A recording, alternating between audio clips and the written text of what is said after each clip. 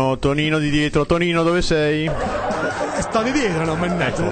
Mi chiamo Tonino di dietro, no? Dove vuole che sia? Bene, Tonino, io avevo dato un compito per casa, un tema, e il tema era il mio papà. Descrivi il mio papà.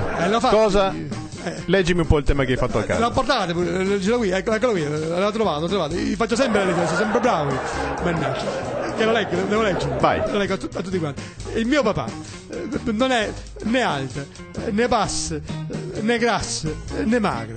No, il mio papà è ingiusto. È molto giusto. È giusto, corretto e onesto. Il mio papà è nato dopo che mia nonna aveva passato una dura gravidanza di 9 mesi con la condizionale e in libertà vigilata. Capite?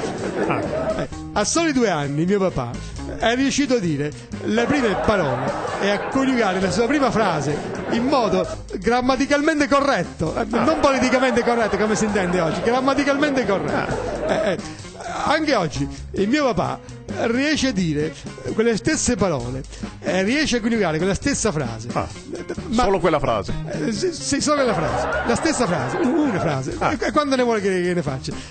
Il mio papà sì? Spesse volte, per queste cose del linguaggio, ha la congiuntivite. La congiuntivite. È una malattia ereditaria che pure io, cioè, usiamo male i congiuntivi. Lo dicono così. Congiuntivite. Abbiamo la congiuntivite. Hai capito? Il mio papà qualche volta mi aiuta a fare i compiti.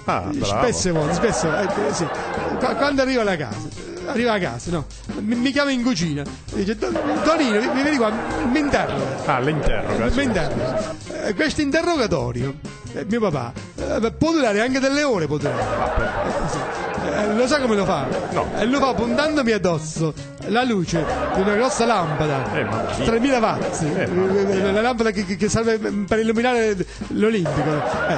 Se non risponde, mi sbatte dentro in camera. Mi lega i polsi al termosifone con delle manette. Hai capito? E il mio papà qualche volta si arrabbia e allora esce di casa. Allora sai che dice mia madre quando mio padre esce di casa? E dice: guarda che papà è partito per la tangente. Hai capito? Per la tangente, non per la tangenziale.